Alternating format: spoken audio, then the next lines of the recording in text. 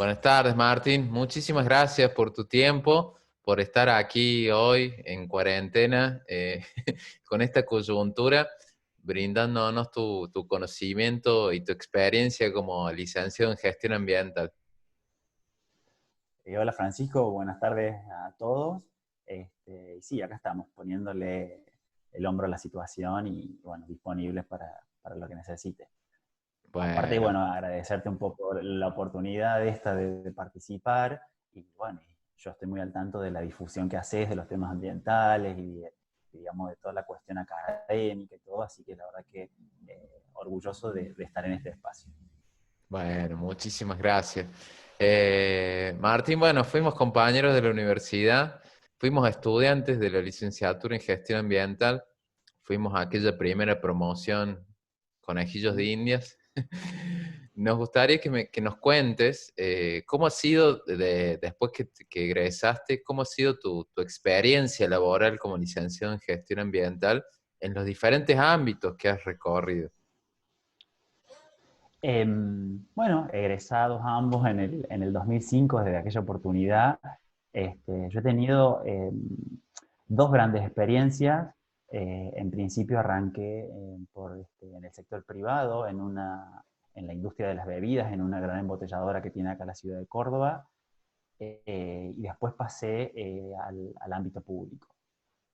Dentro de lo que fue el trabajo como profesional, como rol en la industria de la embotelladora, eh, fue una experiencia muy grata, un desafío muy importante, porque yo estaba dando los primeros pasos como licenciado en gestión y también algunas cuestiones de higiene y seguridad también en las cuales me formé. Y allá el desafío fue porque era como un gran estandarte que llevan las multinacionales, que son los sistemas de gestión. Sistemas de gestión en general, sistemas de gestión, a mí me tocó trabajar con sistemas de gestión, el sistema de gestión ambiental, el sistema de gestión de calidad, de inocuidad, de seguridad y salud ocupacional, que después, bueno, fue migrando todo eso a ser un sistema integrado de todas las variables juntas.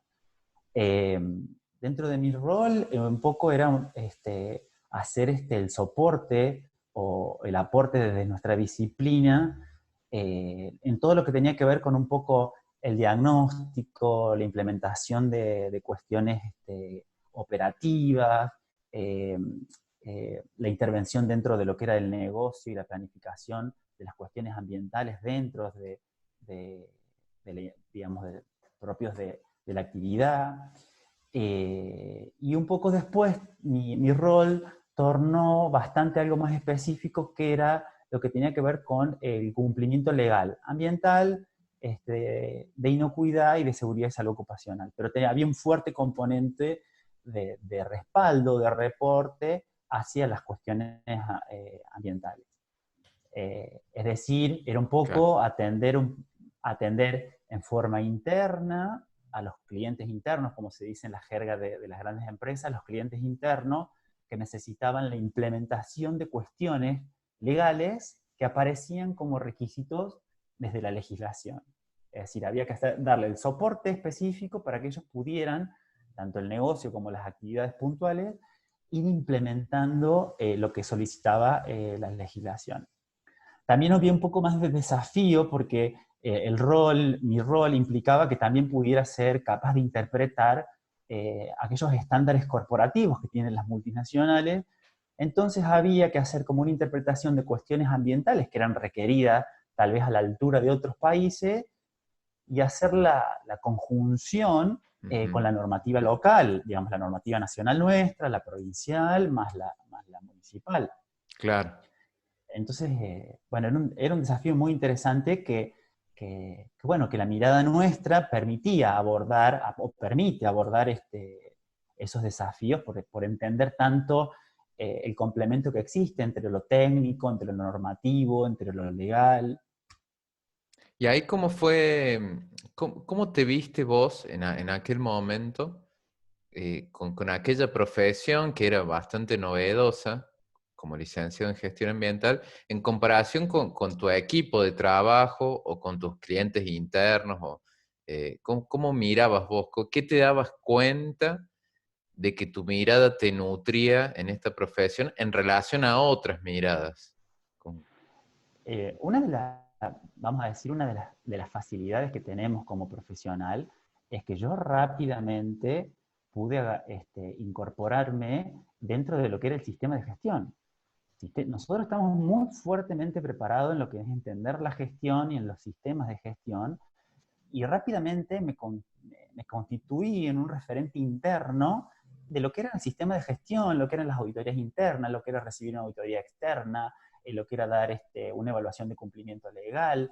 Entonces, ahí yo me empecé a dar cuenta, digamos, las ventajas comparativas, si uno quiere, con otras disciplinas, es que estamos fuertemente formados para enfrentar ese tipo de desafíos. Uh-huh. Sin duda bueno, que es la capacidad también con respecto a otras disciplinas, que podemos interactuar con distintos actores, sean actores formales, actores informales de otras disciplinas. Entonces te permite rápidamente vincularte y coordinar cosas e implementar actividades, poder entender cosas que tienen que ver con lo económico, con lo técnico, con lo Claro. que sin ser expertos en el tema, porque por suerte en los grandes espacios siempre existen esos expertos, pero rápidamente nos podíamos nutrir de esos comentarios o esos aditivos y bueno, y hacer funcionar lo que era un gran sistema de gestión. O sea que Claro, hay claro. como un entendimiento bastante particular, bastante holístico, que no lo tienen todas las disciplinas. Totalmente. Sobre todo esto, ¿no? Seguro que te pasó de manejar diferentes marcos teóricos, marcos metodológicos, sin ser experto, como bien decís, pero entendiendo de qué está hablando el otro. Tal cual, tal cual. O sea, con el tiempo aparecieron distintas formas de hacer gestión dentro de lo que fue en el ámbito privado, distintos marcos en los cuales la empresa iba adoptándolos como para ir haciendo la gestión de lo que era el negocio, el negocio corporativo, digamos, que tenía la empresa. Claro. Entonces era una cuestión de también hacer entendimiento de estos otros marcos y hacer la conjunción dentro de lo que era el sistema de gestión para que fuera una cuestión coherente, una cuestión coordinada, o sea, digamos, de la implementación de las cosas. Claro. Y ahí pasaste al sector público. En el año 2012-2013 participé en un concurso público, me convocan para trabajar en el año 2015 y ingreso dentro de la Dirección de Evaluación de Impacto Ambiental, desde 2015 hasta la fecha, siendo hoy ya profesional del área técnica. De una de las ciudades con su distrito más grande del país, ¿no es cierto? La ciudad de Córdoba tiene esa fama. ¿Es Tiene uno de los así? ejidos más grandes, sí, tiene Sí. uno de los ejidos más grandes del país, o sea que es un desafío enorme, tremendo para nuestra función y para el municipio en sí, así que sí, bastante compleja es la situación. Claro, y bueno, ahí yo sé que has estado trabajando en este manual ambiental de obras, que después se lo vamos a compartir a los estudiantes al link, así lo ven, que es sumamente interesante. ¿Cómo fue la elaboración de ese proyecto? ¿Cómo nació? Y bueno, ¿cuál fue la participación tuya en el mismo? Imagínate que pasar, digamos, de lo privado a lo público, uno por ahí puede pensar que es un gran cambio, que en realidad lo es, pero también implica que uno pueda entender que muchas cosas son similares, a pesar que las dinámicas son muy distintas y los mecanismos de trabajo son muy distintos, pero hay muchas cuestiones que son similares. Por ejemplo, algo bien concreto es decir, ambos, tanto el privado como el público, se tienen que ajustar a la conformidad legal de las cosas. O sea, vuelvo a insistir con el término legal, pero así, en el privado, como privado uno tiene que demostrar ante la autoridad de aplicación ciertas cosas, y en lo público, desde el otro lado, se evalúa esa información en relación a lo que el privado presenta. es una cuestión bastante de ida y vuelta, pero tienen sus similitudes. Por ahí no a la velocidad la contundencia que tiene el manejo de lo privado, pero en lo público se trabaja con una dinámica bastante distinta.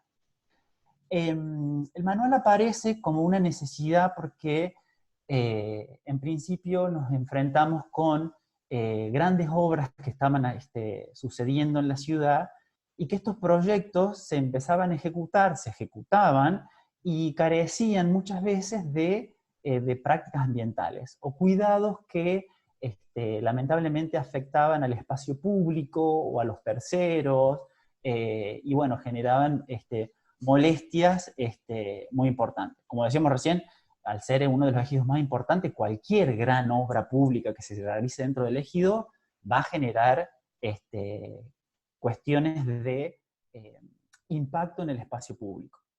Entonces ahí nos dimos cuenta que era necesario generar algún mecanismo que pudiera incorporar en las obras las buenas prácticas ambientales en la construcción.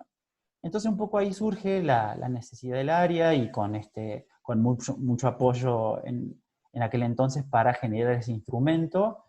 Y la idea fue generar un instrumento administrativo, porque así se maneja la administración pública, es decir, un instrumento administrativo, pero que tuviera una importante llegada a la práctica concreta, a la práctica operativa concreta.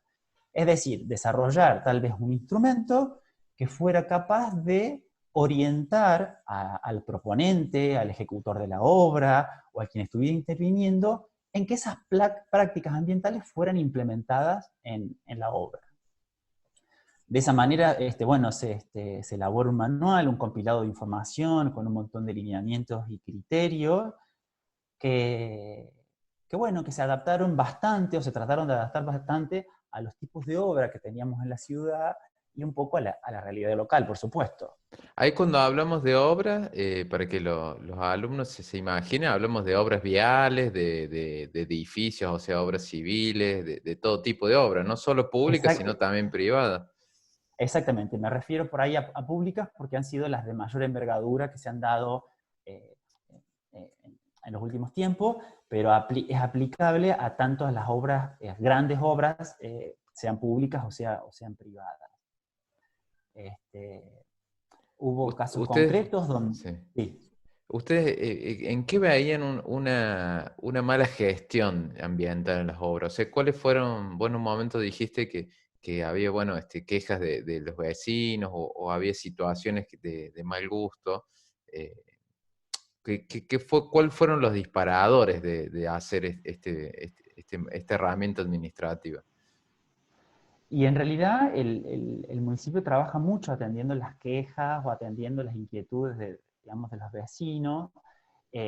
Yo vivo en un barrio que tiene mucha construcción y tiene permanentemente modificaciones, y tanto lo que sucedía en este barrio como en muchos otros barrios de la ciudad, el impacto al orden público, digamos, Claro. era y muy importante. Muy importante que a lo mejor se solucionaron una vez que se pusieron determinadas prácticas en marcha. Ujú. Eh, no le es ajeno que tenga que pasar por una obra en construcción y tenga que bajarse a la calle, que no haya señalización, que esté la vereda obstruida, que haya particulado en ambiente, que haya mucho ruido. Bueno, son todas cuestiones ambientales que no estaban siendo atendidas o que no había buenas prácticas en el manejo de ese tipo de cuestiones. Esos fueron los disparadores, porque en aquel entonces se venían grandes proyectos, que se ejecutaron grandes proyectos, y era como una cuestión preventiva de generar algún marco para que no fuera un gran conflicto, sino que Tal cual. pudiéramos adoptar buenas prácticas. Tal cual, tal cual. Hay algo que me gustó del manual que hace hincapié, que es el tema de los árboles, del arbolado urbano, ¿no? Que muchas veces lo he vivido hasta con mucha angustia, que empieza una obra, un edificio, por ejemplo, tiene dos árboles gigantes en la vereda, los sacan, los talan, y después cuando termina la obra ponen dos árboles chiquititos como para cumplir. Y eso me parece un sacrilegio, o sea, sacar un árbol quizá de 80 años y después poner uno nuevo, como decimos acá cumplimos. Y me gustó que el manual tenga un capítulo especial para eso. ¿Cómo fue tu experiencia desarrollando ese capítulo? Eh, Fue una de las, digamos, también una de mis principales inquietudes, que decir, comienza la obra y lo primero que se hace es quitar el arbolado de enfrente para comenzar la obra. Al mismo tiempo que se pone el cartel de obra, se quitó el arbolado que está enfrente. Entonces, esa era una mecánica que existe y que muchas veces sucedía porque era por una cuestión de comodidad, por una cuestión de práctica que se viene ejerciendo de hace mucho tiempo y que tal vez no tenía el reparo ambiental que se le buscaba dar o que se le da hoy con este marco. Eh, También otra, si me dejas mencionar, otra de las cuestiones que sirvió el manual fue que gracias al manual pudimos implementar una práctica que fue el traslado de arbolado. Cuando se hizo la obra de Plaza España, se sacó toda una hilera de árboles de Boulevard Chacabuco, para quienes conocen la ciudad, toda una hilera de árboles que eran muy añejos y muy frondosos, y el manual permitió implementar en esa obra que se hiciera el traslado de ese arbolado. Con que bueno, con el uso de la tecnología, con la incorporación de un montón de buenas prácticas, se hizo el traslado que se hicieron al Parque Sarmiento, tuvieron una tasa de sobrevivencia de casi el 95%, Qué o sea que bueno. fue una práctica que bueno, que además se le mostró al vecino que estamos a la altura de poder hacer ese tipo de cuestiones, que esta tecnología existe, que los mecanismos están. Entonces, bueno, fue la implementación de una práctica. No sabemos qué hubiera pasado si no existiera ese manual. Probablemente los árboles se hubieran sacado Sí, y claro. después se hubieran repuesto, tal vez en vez de hacer su traslado. Ujú. Eso Sí, también y en comparación a la inversión de la obra son costos mínimos, pero hacen exactamente. a lo que yo llamo los bienes naturales de la ciudad. Un árbol de 80 años lo quitamos como si nada a veces y sabemos el valor que tiene, ¿no? Es un valor casi incalculable tener ese árbol ahí con todos los bienes que ese árbol da a la ciudad, ¿no? Todos los servicios ambientales que Es presta un árbol y lo que presta un arbolado, un conjunto de árboles para lo que es una ciudad como la que es Córdoba, en lugares muy densos. Por ejemplo, ese ejemplo en el centro de Plaza España. También una cosa que logramos incorporar con el manual fue algo también bastante novedoso, que tiene que ver con la compensación ambiental. Es decir, aquellos impactos ambientales residuales, es decir, aquellos que quedan aún después de rehabilitar o de los impactos de las medidas de rehabilitación en una obra, este, logramos con eso la compensación, que este traslado de árbol y los servicios que se perdían en ese lugar tuvieran que ser también compensados incorporando una mayor cantidad de árboles que se hicieron en el entorno inmediato de la Plaza España, que es el Parque Sarmiento, y hoy se está avanzando también en una cuestión ahí sobre la misma obra. tal cual. Vos sabés, Martín, que muchos alumnos que tenemos en la carrera que cursan a distancia son de muchas ciudades o poblados, localidades del interior del país, algunos lugares más grandes, otros lugares más pequeños. Según tu experiencia, ¿vos ves viable que este manual tenga múltiples adaptaciones a diferentes localidades? ¿Cómo lo viste vos cuando tuviste que hacer la adaptación, me imagino, de otro contenido teórico a la ciudad de Córdoba? Si ves viable que múltiples localidades lo tomen a este manual como ejemplo, como parte de un trabajo que vos ya venís realizando, para adaptarlo a sus propias localidades, porque esto es una problemática que no solo es de Córdoba con su ejido grande, sino que es una problemática a nivel nacional. Yo creo que, mira, el manual honestamente puede ser el puntapié para que futuros profesionales rápidamente lo reelaboren y lo adapten a una circunstancia distinta, más chica, más compleja, más simple, como sea, pero digamos el manual ofrece lineamientos que son bastante generales y después, ajustando tal vez los criterios que se metieron dentro del manual para esta ciudad, se pueden ajustar, creo yo, para, distintas realidades. Perfecto. Ese Sí, manual también tiene una cuestión que ayuda a la autoverificación por parte del proponente, es claro. decir, dentro del mismo manual existe una lista que es para que él vaya verificando que las cuestiones fueron contempladas y en qué porcentaje están siendo cumplidas. O sea que eso también le sirve al proponente para autoevaluarse y a la autoridad de aplicación para exigirlas. Es decir, entonces hablar en el mismo código de digamos, de cumplimiento, de compromiso. Totalmente, totalmente. Sí, como bien decías vos, que se convierte en una herramienta administrativa, una herramienta, un instrumento para ejecutar, para gestionar. Y contame, Martín, te cambio de tema. Sé que Decime. ahora, porque me has contado, estás trabajando con residuos especiales. Residuos ¿Ya? especiales. Traducinos qué es un residuo especial y básicamente en qué están investigando. Probablemente en los meses futuros o en los próximos años empiecen a ser mucho más nombrados algo que son los REGU. Los REGU son residuos especiales de generación universal.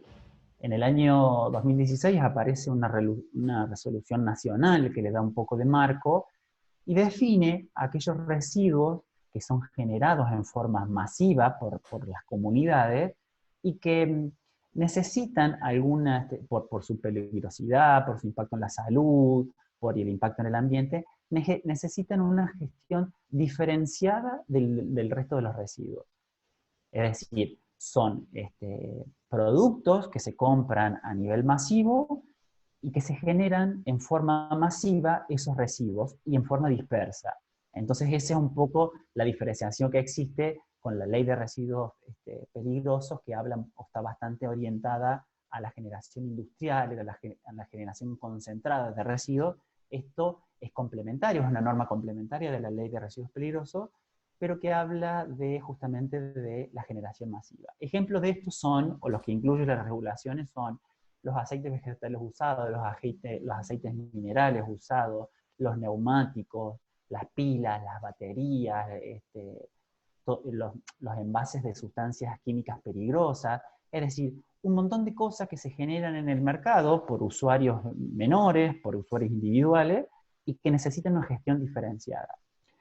Lo que estamos evaluando ahora son estos mecanismos que abre una resolución que salió el año pasado y que hace efectiva, digamos, hace efectivo o implementa ese marco que salió hace 4 años atrás.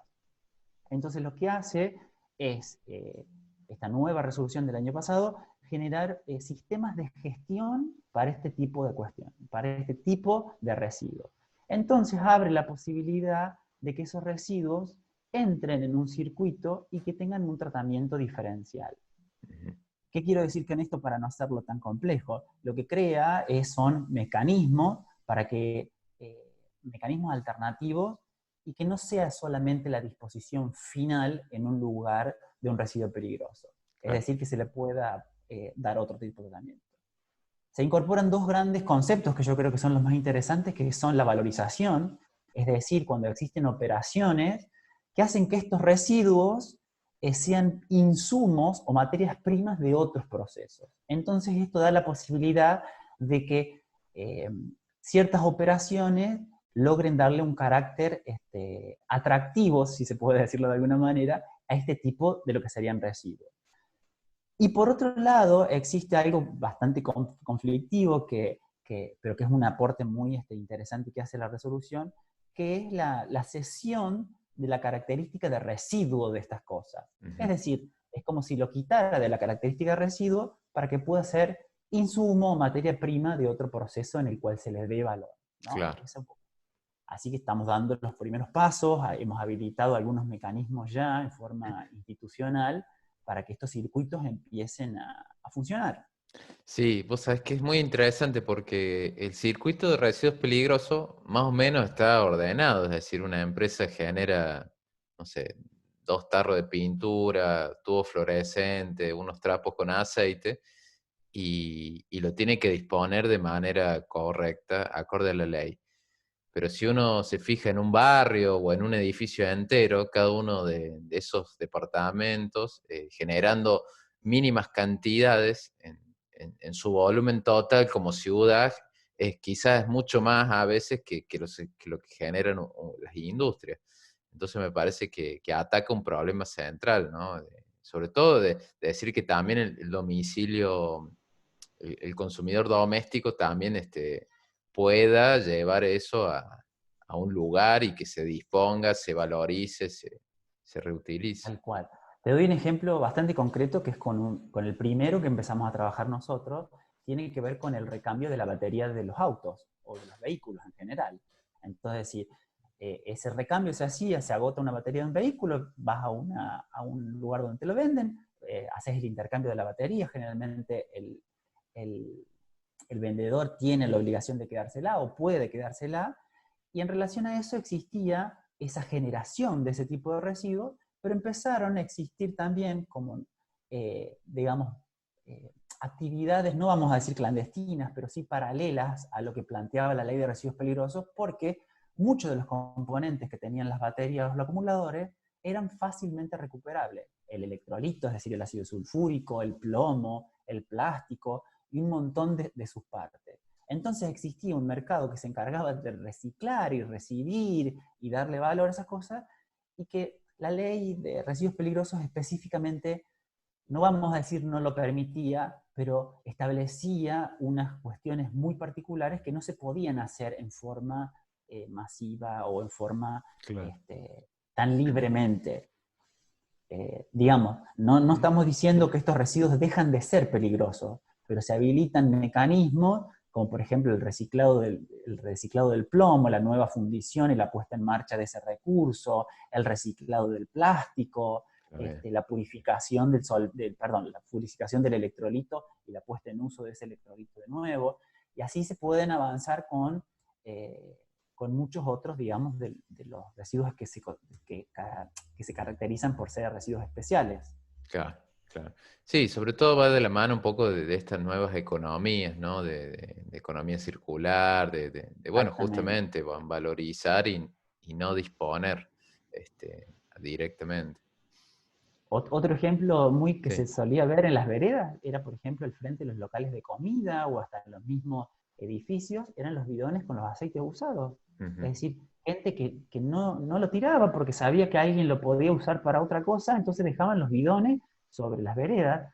Y esto también empezó a generar un mercado paralelo de esos aceites, porque tienen evidentemente otro uso, otro reuso, y otra puesta en valor, digamos, que le permite ser sustituto de materias primas o de insumos en otras industrias.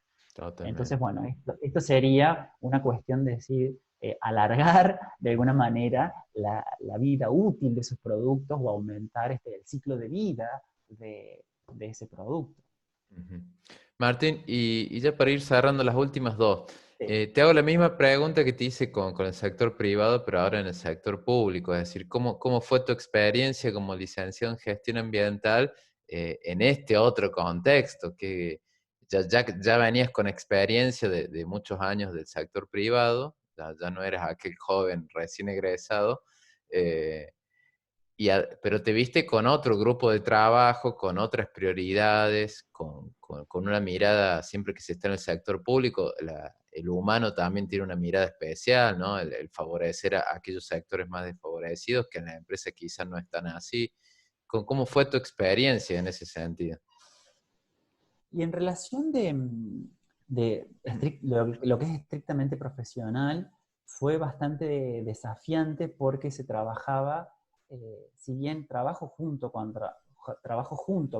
otros profesionales, el trabajo interdisciplinar no era algo que estaba bastante aceitado. Entonces eso fue una cuestión que los proyectos que se analizaban o que se hacía su evaluación eran bastante parciales o según la mirada que lo tenía que evaluar cada técnico, eh, bueno, era un resultado distinto. Entonces uno de los grandes desafíos fue también, desde mi rol, empezar a romper con algunas estructuras de che, miren, esto se debería abordar en forma interdisciplinar, esto lo podríamos hacer de otra manera, existen estos otros mecanismos de empezar a ver las cosas en forma interconectada. Bueno, y, digamos, eso fue un poco el desafío que en principio fue duro hacerse entender, pero que rápidamente muestra sus beneficios. Claro. Muestra sus beneficios tanto al momento del grupo de trabajo y muestra sus beneficios en el momento de la concreción o la evaluación del proyecto o la autorización de alguna actividad. Entonces, rápidamente uno pudo demostrar que, digamos, de estos beneficios que traemos nosotros como formación, colaboran mucho al momento de las cuestiones ambientales. Buenísimo, muchas gracias. Muy, No sé, muy... había otra pregunta y... Sí. Sí, bueno, súper súper claro y súper entendible. Yo recuerdo la época de la universidad de mucho de esta palabra interdisciplinar, metodológico, y uno cuando es estudiante no la ve ni cuadrada. Por lo menos a mí me pasaba, y después cuando uno hace la práctica, bueno, ahí empieza a darse cuenta de por dónde va la cuestión, ¿no? De este ejemplo que sí, Yo me bueno, acuerdo también sí. de cuestiones que tenían que ver con así, cuando a uno le planteaban una herramienta de gestión o desarrollar una herramienta de gestión, yo decía, ¿qué querrá decir desarrollar una herramienta de gestión? Y hoy, digamos, nos damos cuenta que podemos ser artífices de ese tipo de cuestiones. Es decir, algo que organizamos en forma interconectada en un circuito, en un sistema, y rápidamente eso puede explicar y puede ser extrapolable a las actividades. Entonces, bueno, también esas eran cuestiones que en aquel entonces eran impensadas y hoy son prácticas de trabajo que uno tiene para todos los días. Claro, claro. Y la última para cerrar y nuevamente agradeciendo tu tiempo y tu conocimiento. Este mensaje, bueno, yo se lo voy a transmitir a los alumnos y estudiantes de la carrera. ¿Cómo ves vos que ha cambiado el marco laboral desde cuando nosotros egresamos a hoy? Es decir, ¿cuál es tu mirada de un licenciado en gestión ambiental hace ya 15 años más o menos, si mal no recuerdo? A hoy? ¿Qué ha cambiado para vos? Yo me acuerdo en aquellas oportunidades que había profesores que nos daban consejos de cómo asumir un rol profesional para no ser confundidos con aquellos que eran ecologistas extremos, aquellos ecologistas que eran una cuestión de que tomaban posiciones extremas sin conocimiento técnico. Entonces me acuerdo que en aquella oportunidad, bueno, eran muchos, digamos, los que eran personas que elegían defender el ambiente, pero que carecían tal vez de, digamos, de una cuestión profesional que les colaborara para hacerlo. Y, digamos, hoy existe una profesionalización muy distinta a la que existía en aquel momento. También encontramos como que muchas disciplinas han tomado cuestiones ambientales y que, bueno, que antes no existía eso tampoco. Entonces el lenguaje también con otras disciplinas empezaba a ser como más fluido, más común, que en aquel principio hablar de cuestiones ambientales, lo que nosotros teníamos intervenciones, como decir, bueno, era como si en aquel momento estuviéramos limitados solo al ambiente, a la cuestión de conservación, a las plantitas y a los arbolitos, y ahí quedaba. Y hoy vemos, como digamos, que la intervención es enorme, que los desafíos son eh, posibles de abordar y solucionar muchas veces, y bueno, o sea, que es una cuestión muy, muy amplia bueno, muy holística para poder afrontar esos desafíos. Tal cual, tal cual. Yo siempre les digo, siempre la pregunta clásica es si hay trabajo. Eh, Profe, voy a conseguir trabajo de esto. Y bueno, yo me sorprendo de la cantidad de trabajo que muchos alumnos consiguen, incluso antes de recibirse. Y está muy atado a lo que acabas de decir, es decir, cada vez las empresas lo ven más como una necesidad, aquellas que lo ven más inteligentemente lo ven como una forma de ahorro también o de valoración de la marca, de la empresa. Aquellas quizás menos inteligentes lo ven como un cumplimiento legal, pero hay mucha tela para cortar y mucho por hacer. Sí, creo que honestamente nosotros venimos un poco retrasados con esta visión de incorporar el ambiental que va de la mano con lo económico muchas veces. Tal vez o no existía la visión, no existían los mecanismos. Hoy es muy distinto lo que era tiempo atrás, pero hoy ya el medio ambiente no está visto como un costo, el medio ambiente está visto eh, como la actividad profesional, me refiero a lo ambiental, está visto como un protector de la salud pública, una cuestión de una optimización de recursos, de un implementador de buenas prácticas. Entonces, ha migrado o ha girado hacia una posición mucho más profesional. Entonces, también está un poco el desafío individual de cada uno de los profesionales, en donde tengamos por ahí que determinar cuáles son nuestras destrezas o cuáles son nuestras capacidades para poder intervenir en determinados lugares. ¿Sí? Por ahí no quiero decir que mi única experiencia son las que, digamos, las que yo tuve esta suerte y tuve este camino para hacer, pero digamos, fue una cuestión de que uno reconoce cuáles son sus destrezas para poder intervenir y hacer valer su trabajo, su profesión. Creo que si uno es capaz de demostrar el valor que puede aportar a cualquier emprendimiento, a cualquier proyecto, va a tener trabajo asegurado, va a tener trabajo Totalmente. asegurado. Totalmente. Bueno, Martín, muchísimas, muchísimas gracias. Gracias por tu tiempo, tus conocimientos. Seguro que van a ser muy bien tomados y recibidos. Gracias por el manual. Yo creo que las publicaciones que se hacen desde el Estado son fundamentales. Yo siempre celebro que el Estado haga publicaciones porque son puntos de referencia e instrumentos muy valiosos. Así que felicitaciones a vos Bueno, y a tu equipo.